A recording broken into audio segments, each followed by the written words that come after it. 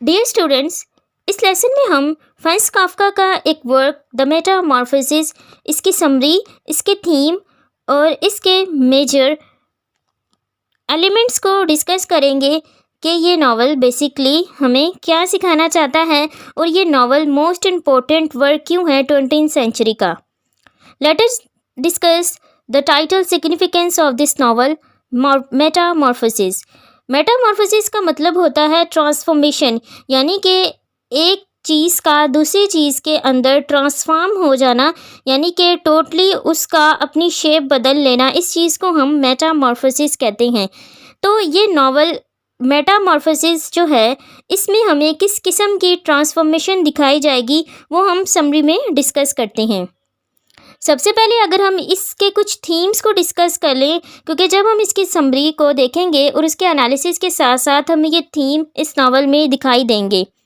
सबसे पहले है मार्क्सिज्म। इस नावल में हमें मार्क्सिज्म का थीम बहुत ज़्यादा दिखाई देगा, क्योंकि इसमें फ्रांज काफ्का ने ब्यूरोक्रेट्स, यानी कि जो बिजनेसमैन होते हैं, ब्यूरोक्रेट्स वगैरह, उनको क्रिटिसाइज़ किया है कि वो किस तरह अपने वर्कर्स को एक्सप्लॉइट करते हैं, उनके राइट्स को, और उनकी किस तरह एक्सप्लॉइटेशन की जाती है। The next one is Oedipus complex, जो कि एक साइकोलॉजिकल टर्म भी है सिगमंड फ्राइड की, यानी कि इसमें हमें साइकोलॉजी के एलिमेंट भी दिखाई देंगे। वो क्यों, नेक्स्ट हम इसको समरी में डिस्कस करते हैं। नेक्स्ट है एब्सर्डिटी, यानी एब्सर्डिटी के एलिमेंट को लेकर फ्रांज काफ्का ने ये वर्क लिखा है।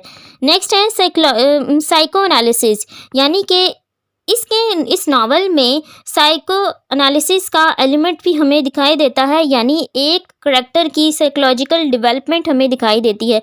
The next one is existentialism, यानी कि ये एग्जिस्टेंशियलिज्म इस नावल की मेन फिलॉसफी है, जिसको लेकर इन्होंने ये वर्क लिखा है फ्रांज काफ्का ने। नेक्स्ट है एलिनेशन। एलिनेशन हमने डिस्कस किया है फ्रांज काफ्का के इंट्रोडक्शन में कि क्या होता है और वो किस तरह ये एलिमेंट अपने नावल में लेकर चलते हैं। इसको फर्दर हम डिस्कस करेंगे। सैक्रिफाइस, इस नावल में हमें सैक्रिफाइस का थीम भी दिखाई देता है। The burden of responsibility, most important theme है इस नावल का, कि हमें इस नावल में जो हमारे ऊपर बर्डन है, हमारी रिस्पॉन्सिबिलिटीज़ का, ड्यूटी का, वो किस तरह दिखाया गया है, और उससे एक इंसान किस तरह एक पपेट के तौर पर बन के रह जाता है, कि वो बस एक मशीन है जिसको बस चलाई जाओ और वो अपने काम और अपनी रिस्पॉन्सिबिलिटीज़ जो हैं उनको फुलफ़िल करता रहे। The next one is disconnection, disconnection between mind and body, यानी कि इस नावल में हमें एक डिसकनेक्शन दिखाई देता है, किसका, एक इंसान के दिमाग का और उसके जिस्म का आपस में जो कनेक्शन होता है उसको डिसकनेक्ट किस तरह किया जाता है और वो किस तरह हो चुका है, उसको इस नावल में दिखाया गया है। लिमिट्स ऑफ सिंपैथी, यानी कि एक इंसान की दूसरे इंसान के साथ जो सिंपैथी होती है, एक हमदर्दी होती है, वो मॉडर्न एज में किस तरह लिमिट में रह गई है, इसको सिर्फ लिमिटेशन में ही रखा गया है। Let us discuss major characters of this novel. अब हम इस नावल में जो मेजर करैक्टर्स हैं उनको डिस्कस करते हैं। मोस्ट इम्पोर्टेंट करैक्टर जो है इस नावल का ग्रेगर सैम्सा, जो कि सेंट्रल करैक्टर हैं और इनके अंदर हमें मेटामॉर्फोसिस दिखाई देता है। नेक्स्ट करैक्टर जो हमारे पास है ग्रेटी सैम्सा का है, जो हमारे प्रोटैगनिस्ट हैं, मेन करैक्टर हैं ग्रेगर सैम्सा, उनकी सिस्टर हैं। ये दोनों इस नावल के मोस्ट इम्पोर्टेंट करैक्टर हैं, इन्हें याद रखिएगा। द नेक्स्ट वन है मिस्टर एंड मिसेस सैम्सा, यानी कि इनके पेरेंट्स हैं ग्रेगर सैम्सा एंड ग्रेटी सैम्सा के। नेक्स्ट जो करैक्टर हमारे पास है वो है द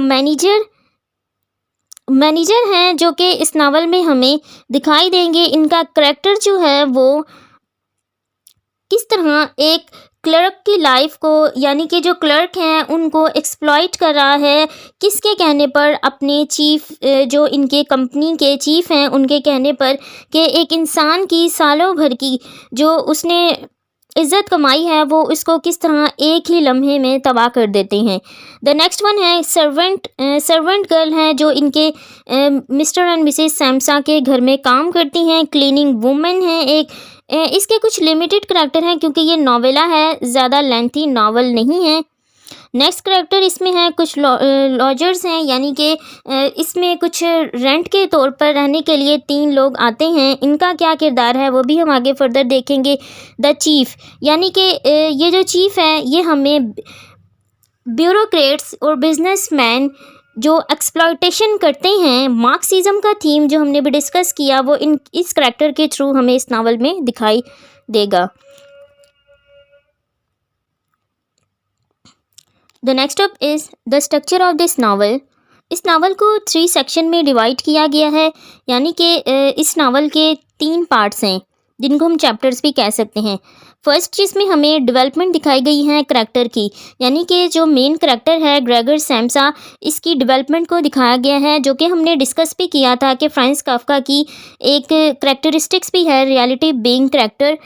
नेक्स्ट इसका जो सेक्शन है उसके अंदर हमें एडजस्टमेंट दिखाई गई है, और वो क्यों अभी हम समरी में डिस्कस करते हैं कि एडजस्टमेंट किस तरह है। ग्रेगर सैम्सा की आफ्टर ट्रांसमिशन जो है वो ट्रांसफॉर्मेशन के बाद इसकी किस तरह एडजस्टमेंट है उसको दिखाया गया है। द नेक्स्ट वन है एक्सेप्टेंस, यानी कि इसने खुद को अपनी इस लाइफ के साथ और जो उसके साथ लोगों का बिहेवियर है उसको एक्सेप्ट कर लिया है। यानी कि ये नावल जो है इसके अंदर हमें हर पार्ट में राइजिंग एक्शन के साथ साथ इसमें हमें एक मिनी क्लाइमैक्स भी दिखाई देता है। ये पार्ट्स जो हैं इसके अंदर हमें एक ड्रामेटिक इफेक्ट दिखाई देता है, जैसे कि एक ड्रामा में होता है एक्सपोजिशन होता है, कॉन्फ्लिक्ट होता है, फिर उसका कंक्लूजन होता है। लाइक इसी तरह इस नावल में भी इसके 3 पार्ट को ड्रामेटिक वे में इस तरह एक्सप्लेन किया गया है कि इसके अंदर द फर्स्ट जो है एक्सपोजिशन दिखाई गई है, फिर इसका कॉन्फ्लिक्ट है, फिर हमें लास्ट इसका कंक्लूजन दिखाई दिया गया है, इसमें हमें दिखाया गया है, यानी कि डिनाउंसमेंट। इन 3 पार्ट्स में इस नावल को डिवाइड किया है। अब इसकी समरी देखते हैं। Opening line of this novel: As Gregor Samsa awoke one morning from an uneasy dream, he found himself transformed in his bed into a gigantic insect. It's a very famous and most important line in Western literature. इस line को western literature में most important और famous line कहा जाता है। यहाँ से इस नावल का स्टार्ट होता है। जो मेन करैक्टर है ग्रेगर सैम्सा, वो अपने बेड पर मेटामॉर्फोसिस की हालत में, यानी कि ट्रांसफॉर्म हो चुका है एक ह्यूमन से इंसेक्ट में, जिसका के एग्जैक्ट नेम हमें नहीं बताया गया, लेकिन उसकी फ़िज़िकल अपीयरेंस के अकॉर्डिंग हम उसको कॉकरोच के साथ सिमिलर कंसीडर कर सकते हैं। ग्रेगर सैम्सा जो कि इस नावल का मेन करैक्टर है, वो एक सुबह उठता है जो कि उसने ख्वाब में ये देखा होता कि वो अपने आप को एक इंसेक्ट में कन्वर्ट पाता है, लेकिन उस सुबह उठने के बाद वो रियलिटी में अपने आप को एक इंसेक्ट में पाता है और वो ख़ुद को मूव करने की कोशिश करता है कि किसी तरह वो अपने बिस्तर से उठ जाए। उसकी जॉब का वक्त हो रहा है, उसे अपनी जॉब पर पहुंचना है, लेकिन वो अपनी बॉडी को इजीली मूव नहीं कर पा रहा क्योंकि उसकी रिसेंटली ट्रांसफॉर्मेशन हुई है और वो इस बॉडी के साथ खुद को एडजस्ट नहीं कर पा रहा। लेकिन इस हालत में भी उसको यही डर लगा होता है कि उसको अपनी जॉब पर जाना है। वो ऑलरेडी लेट हो चुका है, बस वो जल्दी उठेगा, तैयार होगा और अपनी जॉब पर चला जाएगा। लेकिन वक्त गुजरने के साथ साथ उसका टाइम जब जॉब के लिए ज़्यादा होता चला जाता है तो उसके फैमिली मेम्बर, उसकी जो सिस्टर ग्रेटी सैम्सा है, उसकी मदर और उसके फादर उसके रूम के डोर के बाहर उसका वेट कर रहे होते हैं और उसको बुलाते हैं कि ग्रेगर उठो, क्या बात है, आप तुमको आज जॉब पर नहीं जाना, तुम ऑलरेडी लेट हो चुके हो। ग्रेगर अंदर से कुछ कहने की कोशिश करता है, लेकिन उसकी आवाज़ उसके फैमिली मेम्बर्स तक नहीं पहुंच पाती क्योंकि अब वो एक इंसेक्ट बन चुका है और एक इंसेक्ट की आवाज़ किस तरह, यानी उसके मैसेज को किस तरह सुन सकता है। यहाँ पर हमें डीह्यूमनाइजेशन का थीम भी दिखाई देता है। हम साथ साथ समझी के इसके थीम्स को भी एलैबोरेट करते जाएंगे कि कहाँ पर कौन सा थीम हमें दिखाई दे रहा है। तो अगर हम डीह्यूमनाइजेशन को देखें तो हमें ये दिखाया गया है कि एक इंसान किस तरह अपनी बिलो एवरेज यानी उसके के किस उसके लेवल को किस हद तक मॉडर्न एज में गिरा दिया गया है कि उसको एक इंसेक्ट के साथ कंपेयर किया गया है। स्टोरी की तरफ बढ़ते हैं। उसके जो फैमिली मेंबर्स हैं वो उसको उठाने की कोशिश करते हैं कि और वो बाहर ये एस्टिमेट लगा रहे होते हैं कि शायद ग्रेगर की आज तबीयत ख़राब है जिसकी वजह से कि वो वहाँ पर नहीं अपनी जॉब पर नहीं जा पा रहा और वो ऑलरेडी बहुत लेट हो चुका है और ना वो सुन रहा है शायद कि वो बहुत बीमार हो। लेकिन अंदर से ग्रेगर यही कहने की कोशिश करता है कि नहीं, वो आज जॉब पर जाएगा, उसका जॉब पे जाना बहुत ज़रूरी है, उसके बगैर फैमिली कैसे चलेगी, उसने जॉब पर जाना है, बस वो थोड़ी देर तक ही जाएगा। इतने में उसका जो मैनेजर है वो वहाँ पर आ जाता है और वो उसको अंदर से ही ग्रेगर को ये कहता है कि चीफ जो कि हमने करैक्टर डिस्कस किया था, ये जो करैक्टर है वो इस नावल में उसका फ़िज़िकल कोई हमें इस चीफ़ की फ़िज़िकल अपीयरेंस जो है इस नावल में नहीं दिखाई गई, जैसे उसको कन्वर्सेशन के थ्रू ही इंट्रोड्यूस करवाया गया है। ग्रेगर के साथ जो वो मैनेजर हैं वो कन्वर्सेशन कर रहा होता है और उसको बताता है कि चीफ़ के अकॉर्डिंग इसका जो प्रोग्रेस रेट है वो आजकल डाउन जा रहा है और वो अपनी ठीक से अपना काम भी नहीं कर पा रहा एक्सेट्रा। लेकिन ग्रेगर अंदर से यही कहने की कोशिश करता है कि नहीं, वो इतने सालों में उसने आज तक कभी कोई छुट्टी नहीं की, ना तो उसने कभी किसी को शिकायत का मौका दिया है, तो फिर ये ऐसा क्यों कह रहे हैं। लेकिन वो जब ये उसको चीफ़ के मैसेज देने के बाद वहाँ से चला जाता है तो उसकी सिस्टर और उसके father and mother door open करवाने के लिए काफ़ी कोशिश करती हैं। एट दी एंड जो ग्रेगर है वो डोर ओपन कर देता है और उसको इस हालत में देखकर वो बहुत ज़्यादा शॉक हो जाते हैं और उसका फादर उसको वापस डोर क्लोज़ कर देता है और वो ये सब सोचने की कोशिश करते हैं कि अब हमारे घर का क्या होगा, क्योंकि उस टाइम पर जो ग्रेगर सैम्सा है वो ओनली पर्सन था जो कि फैमिली को रन कर रहा था, यानी कि फैमिली के सारे जो अखराजात हैं वो ग्रेगर सैम्सा ही उठा रहा था। वो इकलौता उस घर का कमाने वाला था उस टाइम पर। तो ग्रेगर को भी यही टेंशन होती है कि वो इसके बारे में फ़िक्रमंद होता है कि अब उसकी फ़ैमिली का क्या होगा। वो जल्द ठीक होकर अपने काम पर वापस चला जाएगा और उनको फिर से सैटिस्फाई कर लेगा, अपने मैनेजर को और चीफ़ को। उसकी जो सिस्टर हैं ग्रेटी सैम्सा, वो अपने भाई को इस हालत में देखकर बहुत ज़्यादा परेशान होती हैं, उसकी मदर भी, और वो उसके लिए कुछ खाने के लिए सामान लाती हैं, लाइक दूध और ब्रेड लेकर आती हैं। लेकिन जो ग्रेगर सैम्सा है वो दूध पीने की कोशिश करता है, लेकिन उसकी स्मेल से वो उसको पी नहीं पाता, क्योंकि अब वो एक इंसेक्ट में तब्दील हो चुका है और उसको ये ह्यूमन बींग्स जैसे जो फूड और मील हैं वो अब उसको अच्छे नहीं लग रहे हैं।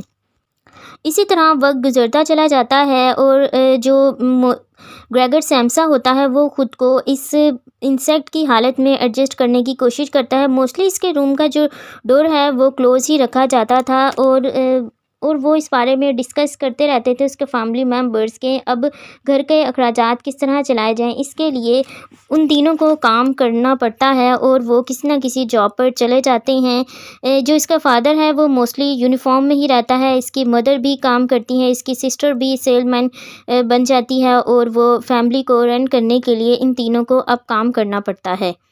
इसके साथ साथ ग्रेगर सैम्सा जो है, जो कभी-कभार अपने रूम से बाहर आता है तो इसके फैमिली मेम्बर्स जो हैं वो उसको देखकर अक्सर डर जाते हैं। तो इस बिना पर जो ग्रेगर सैम्सा है वो अक्सर अपने आप को रूम में ही रखता था। एक सम टाइम ऐसे होता था कि जो इसकी सिस्टर है वो इसको देखकर डर जाती थी। यहाँ पर हमें स्लोली जो मेटामॉर्फोसिस है वो फिज़िकली इसके फैमिली मेम्बर्स में दिखाई देगा कि जो ग्रेगर सैम्सा है उसका जो मेटामॉर्फोसिस था वो फिज़िकली हुआ था, लेकिन जो ये इनके फैमिली मेम्बर्स हैं इनका मेंटली जो मेटामॉर्फोसिस है वो आगे दिखाई देगा। एक दफ़ा इसमें ग्रेगर सैम्सा के साथ ऐसा हुआ कि वो अपने रूम से बाहर आया, लेकिन उसके फादर ने उसको स्टिक के ज़रिए अंदर करने की कोशिश की, क्योंकि वो उससे थोड़ा सा डर महसूस कर रहे थे। तो इस सारे वाक़ये में जो ग्रेगर सैम्सा है वो थोड़ा-सा इंजर्ड हो जाता है और अपने रूम में क्रोलिंग करता हुआ वापस चला जाता है। उसके बाद उसकी जो सिस्टर है वो रूम में थोड़ी-सी स्पेस बना देती है ताकि ग्रेगर को वहाँ पर मूव करने में आसानी हो। जब उसकी सिस्टर उसके लिए खाना लाती है तो वो खुद को किसी भी चीज़ लाइक सोफ़ा के नीचे हाइड कर लेता है ताकि उसकी सिस्टर उसको देखकर डर ना जाए। और उसकी सिस्टर वहाँ पर खाना रख के चली जाती है। उससे ये नहीं पूछा जाता कि क्या उसने खाना खाया, क्या उसने खाने को देखा, और बचा हुआ खाना वापस फेंक दिया जाता है। इसी तरह वक्त गुजरता गया। इन्होंने घर के अखराजात को चलाने के लिए जो इनके सर्वेंट्स थे कुछ उनको निकाल भी दिया, लेकिन इसकी जो एक सर्वेंट है जिसको हम एना के नाम से जानते हैं, वो वाहिद सर्वेंट थी जो कि एट दी एंड ग्रेगर की ट्रांसफॉर्मेशन के बाद भी, यानी उसका सीक्रेट जानने के बाद भी उस घर में रहने के लिए उनसे रिक्वेस्ट करती है कि उसको नहीं निकाला चाहिए। वो जस्ट सिर्फ किचन के काम करेगी और जब उसको बुलाया जाएगा वो तभी बाहर आएगी। लेकिन और सर्वेंट्स जो होते हैं उनको पैसों की वजह से निकाल दिया जाता है कि उनको पे किस तरह किया जाएगा। अब उसके बाद एक ओल्ड लेडी होती हैं, उनको रखा जाता है जो कि बाद में इनको छोड़ के चली जाती हैं जब उसको ग्रेगर के बारे में पता लगता है। इसके साथ-साथ मोस्टली जो ग्रेगर सैम्सा है वो अपने रूम के डोर से इन लोगों की बातें सुनता है, अपने फैमिली मेम्बर्स की, कि वो बात कर रहे होते हैं कि जो उन्होंने कुछ अपने पैसे बचा कर रखे थे वो भी अब खर्च हो चुके हैं, क्योंकि इसके फादर पर बहुत ज़्यादा रेंट था जिसको पे करने के लिए, यानी उसको अदा करने के लिए ग्रेगर सैम्सा को बहुत ज़्यादा काम करना पड़ता था। और वो दिन रात इतना काम करता था कि इसके घर के अखराजात भी चल सकें, इसकी फैमिली को भी रन किया जा सके और इसके साथ साथ इसके फादर का जो डेब्ट है उसको भी उतारा जाए। लेकिन इस सब के बावजूद इसके फादर ने ग्रेगर सैम्सा की पे से कुछ ना कुछ बचा के रखा था, लेकिन अब वो भी ख़त्म हो चुका है। जो कुछ इनके पास सेविंग थी वो भी ख़त्म हो चुकी है। अब ये तीनों जो हैं, यानी इसके फादर, मदर एंड इसकी सिस्टर, ये तीनों लगातार काम करते हैं, उसके बाद थक जाते हैं। आगे ना ये ग्रेगर सैम्सा को टाइम देते हैं, ना उससे उसका हाल पूछते हैं, ना उसके साथ टाइम स्पेंड करते हैं। इसी तरह दिन गुजरते चले जाते हैं। ग्रेगर सैम्सा खुद को आइसोलेट कर लेता है, यानी कि यहाँ पर हमें एलिनेशन और आइसोलेशन का थीम दिखाई देता है कि एक जो मॉडर्न मैन है वो अपने आप को किस तरह ड्यूटी, अपनी रिस्पॉन्सिबिलिटी में किस तरह खुद को इस तरह मर्ज कर लेता है कि उसके पास उसके फैमिली मेम्बर्स तक के लिए टाइम नहीं बचता। सिर्फ उसके माइंड में यही होता है कि उसको अर्न करना है और बस अर्न ही करना है अपनी जो डेली लाइफ की ज़रूरियात हैं उनको पूरा करने के लिए। इसी तरह एक दफ़ा इनके घर में कुछ जो लॉजर्स आते हैं, यानी कि अनोनिमस मेल करैक्टर होते हैं 3 जिनको रेंट के लिए इस घर में रखा जाता है। तो उनके लिए जो रूम खाली किया जाता है स्पेयर, उसको वहाँ पर उसका कुछ सामान होता है, उसको ग्रेगर के रूम में रखने के लिए कहा जाता है। तो ग्रेगर इस बात को फ़ील करता है कि अब उसके रूम को एक स्टोर की तरह ट्रीट किया जा रहा है और वहाँ पर सामान रखा जा रहा है। जब वो ये सब कुछ करने के लिए उसकी सिस्टर और उसके जो मदर हैं वो वहाँ पर आती हैं और वो खुद को छुपा लेता है। और जब वो ये फर्नीचर को इधर-उधर करते देखता है तो वहाँ पर उसके रूम में एक लेडी की पिक्चर लगी होती है। वो उस पिक्चर पर चढ़ जाता है कि एग्ज़ैक्टली वो ये कहना चाह रहा था कि इसको ना उतारो, लेकिन उसको वहाँ पर क्रोलिंग करता देख उसकी मदर जो हैं वो बहुत ज़्यादा शॉक हो जाती हैं और वो बेहोश हो जाती हैं। और उसकी सिस्टर जो है ग्रेटी, वो फिर उनके लिए मेडिसिन लेने जाती है। और इसी सिचुएशन में जो ग्रेगर है वो रूम से बाहर चला जाता है कि उसकी मदर और सिस्टर उससे डर रही हैं। बाहर जाते ही जो उसका फादर है वो एप्पल्स उसके ऊपर फेंकना शुरू कर देता है, जिससे कि उसकी बैक जो है वो बहुत ज़्यादा इंजर्ड हो जाती है। और उसकी मदर जो है वो उसको रोकती है कि जो ग्रेगर है वो मर जाएगा, बस इसको छोड़ दो। यहाँ पर हमें थोड़ा सा टच दिखाई देता है फ्रांसिस काफ्का का उनके फादर के साथ, क्योंकि वो भी थोड़े बहुत एग्रेसिव थे और मोस्टली इनको बीट क्या करते थे फ्रांस काफ्का को। यानी कि यहाँ पर हमें थोड़ा सा ऑटोबायोग्राफिकल एलिमेंट दिखाई देता है। Move on. इसके बाद जो ग्रेगर सैम्सा है वो ज़्यादातर रूम में ही रहकर अपनी फैमिली मेम्बर की बातें सुना करते थे। With the passage of time जो इनके घर पर 3 मेल करैक्टर आए थे, इसने ये चीज़ एनालाइज़ की कि जो उसके अपने फैमिली मेम्बर्स हैं वो उसकी बजाय उनको ज़्यादा इम्पोर्टेंस दे रहे हैं। उसकी जो सिस्टर है वो उसके साथ टाइम स्पेंड कर रही है और ज़्यादा उनका ख्याल करती है। उसकी मदर भी अब उसके साथ कोई भी इतना ज़्यादा मतलब टाइम स्पेंड नहीं करता, ना ही उसको इतनी ज़्यादा इम्पोर्टेंस देते हैं। और उसको खाना भी जो है वो वहाँ पर फेंक दिया जाता था कि वो खाए या ना खाए। यहाँ पर हमें डिह्यूमनाइजेशन फिर से दिखाई देती है कि एक इंसान को खाना किस तरह देने के बजाय उसको फेंका जा रहा है, क्योंकि उनके लिए तो वो उनका भाई ही था या उनका बेटा, लेकिन इंसेक्ट पढ़ने के बावजूद भी वो तो इस बात को जानते थे कि ये एक इंसान ही था, लेकिन उसको किस तरह जानवरों की तरह ट्रीट किया जाता है। एनी हाउ जब वो ग्रेगर जो है वो अपनी सिस्टर को उनके लिए वायलिन बजाते देखता है, मेल जो रॉजर्स लाते हैं वहाँ पर लॉजर्स, उनके लिए जब वो देखता है कि वो उसके लिए पियानो बजा रहे हैं, तो वो यहाँ पर सोचता है कि उसने अपनी सिस्टर के लिए क्या प्लानिंग की थी कि वो उसको म्यूज़िक की ट्रेनिंग दिलवाएगा, उसको म्यूज़िक इंस्टीट्यूट में स्कूल वगैरह में एडमिशन दिलवाएगा जहाँ पर वो ये वायलिन बजाना सीख सके। लेकिन अब वो ये सब कुछ नहीं कर सकता। वो अब फैमिली के लिए बिल्कुल बेकार है और अब वो इनके लिए कुछ भी नहीं करने के काबिल है। लेकिन वो अपनी सिस्टर का वायलिन सुनने के लिए जब यहाँ पर आता है और वो जो 3 लॉजर्स हैं वो उसको देखकर अचानक डर जाते हैं और वो कहते हैं कि आपने हमें ये नहीं बताया है। वो फिर इस तरह उनके फैमिली मेम्बर्स के साथ मिसबिहेव करते हैं और जिसकी वजह से वो विदाउट पे किए, यानी कि जितने दिन उन्होंने वहाँ स्टे किया है उसका रेंट दिए बगैर वहाँ से चले जाते हैं। इस बात पर जो उसकी सिस्टर है वो बहुत ज़्यादा एग्रेसिव हो जाती है और वो कहती है कि अब हमारा इस इंसेक्ट के साथ, यानी यहाँ पर वो उसको अपने भाई को इंसेक्ट कहती है कि इस कीड़े के साथ अब हमारा गुजारा नहीं है, ही इज़ बर्डन नाउ, अब हम इसके साथ नहीं रह सकते हैं। या तो इसको इस घर से निकालें या तो इससे कहें कि ये यहाँ से चला जाए, अब हम इसके साथ नहीं रह सकते। यहाँ पर हमें करैक्टर डेवलपमेंट दिखाई गई है कि जो मेटामॉर्फोसिस है सिस्टर का मेंटली हुआ है, यानी कि वो स्टार्टिंग में अपने भाई के साथ किस तरह थी और एट दी एंड उसको किस तरह दिखाया गया है। इसके बाद जो ग्रेगर सैम्सा है वो अपने रूम में वापस चला जाता है और सनसेट के टाइम पर उसकी डेथ हो जाती है। लेकिन उसकी डेथ से उसके फैमिली मेम्बर्स को इतना दुख नहीं होता जितना कि उनको एक अपने फैमिली मेम्बर को खो देने का होना चाहिए।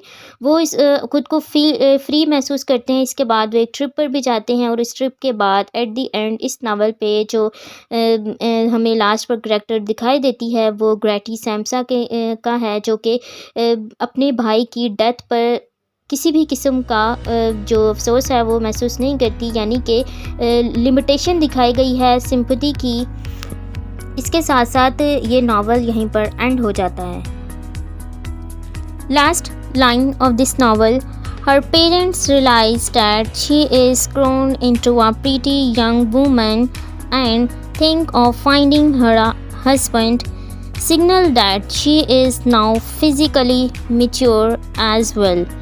यानी कि इस नावल के एंड पर ये दिखाया गया है कि अब इसके जो पेरेंट्स हैं वो ये कोशिश करते हैं कि अब उनकी जो बेटी है वो इतनी मैच्योर हो चुकी है कि उसको अब शादी कर लेनी चाहिए और उसके लिए वो एक हस्बैंड तलाश करने की कोशिश करते हैं। यहीं पर ये नावल एंड हो जाता है। इस नावल में हमने क्या देखा, स्टार्टिंग में हमने कुछ थीम्स को देखा था कि इस नावल में हमें मार्क्सिज्म, एग्जिस्टेंशलिज्म, डीह्यूमनाइजेशन, एलिनेशन के थीम दिखाई देते हैं। वो ये थीम हमें इस नावल में क्यों दिखाई देते हैं, क्योंकि ये नावल मॉडर्न एरा से रिलेटेड है और मॉडर्न मैन के जो इश्यूज़ हैं जिसको कि टी.एस. इलियट ने, वर्जीनिया वुल्फ ने भी अपनी राइटिंग में एक्सप्लेन किया है कि जो एक मॉडर्न मैन है वो किस तरह फ्रेगमेंटेड लाइफ गुजार रहा है, एक कयास में रह रहा है, क्योंकि वो टाइम वर्ल्ड वार का था जिसमें कि 20वीं सेंचुरी में 2 वर्ल्ड वार हमें देखने को मिलती हैं, first world war and second world war, जिसके बाद इंसानों का खुदा पर यकीन और डाउट में हो जाना कि इतनी ज़्यादा डिस्ट्रक्शन थी, लाइफ डिस्टॉर्टेड हो गई, लोग कयास में चले गए हैं, फ्रेगमेंटेड लाइफ हो गई है। एक इंसान से मटेरियलिस्टिक हो गया है कि वो सिर्फ़ और सिर्फ अपने रिलेशन को बरकरार रखने के लिए सिर्फ कमाने की कोशिश करता है कि जब तक कि वो कमाता रहेगा वो अपने रिलेशन को बरकरार रखेगा, और विदाउट अर्न मनी वो अपने रिलेशंस को बरकरार नहीं रख सकता। इसी तरह इस नावल में भी ये दिखाया गया है कि जो मेटामॉर्फोसिस है उसके थ्रू ग्रेगर सैम्सा इंसर्ट बनने के बावजूद वो अपनी फैमिली के बारे में यही सोचता है कि वो किस तरह अपनी फैमिली को सपोर्ट करे और किस तरह उनके जो डेली लाइफ की ज़रूरियात हैं उनको पूरा करे। लेकिन जो उसके फैमिली मेम्बर्स हैं वो स्टार्टिंग में तो उसके साथ ठीक होते हैं, लेकिन एट दी एंड वो उनके लिए एक बेकार इंसेक्ट की तरह ही रह जाता है, और वो उसको इस तरह इम्पोर्टेंट नहीं देते, क्योंकि जब तक कि वो अपनी फैमिली के लिए अर्न कर रहा था तब तक के उसकी रिस्पेक्ट की जाती थी और उसको इम्पोर्टेंस दी जाती थी। लेकिन जैसे ही उसने काम करना छोड़ दिया और लोगों ने भी उसको इम्पोर्टेंस देना छोड़ दी। यही मॉडर्न मैन की रियलिटी है, जिसको कि फ्रांस काफ्का ने दिखाया है कि एक इंसान जो है वो किस तरह मटेरियलिस्टिक लाइफ में अपनी रिस्पॉन्सिबिलिटीज़ के अंदर एक पपेट के तौर पर रह गया है। लास्ट पर हम वर्जीनिया वुल्फ की एक मोस्ट फेमस कोटेशन को देखते हैं, जो कि मॉडर्निस्ट लिटरेचर की एक मोस्ट इम्पोर्टेंट लाइन भी कंसीडर की जाती है, यानी कि इसको मॉडर्निज़म का स्लोगन कहा जाता है, ह्यूमन करैक्टर चेंज। यानी कि मॉडर्न एज में जो ह्यूमन करैक्टर है वो टोटली चेंज हो चुका था अकॉर्डिंग टू वर्जीनिया वुल्फ, क्योंकि वो खुद भी एक मॉडर्निस्ट राइटर हैं और ये हमें बताना चाह रही हैं कि जो 20वीं सेंचुरी है वो किस तरह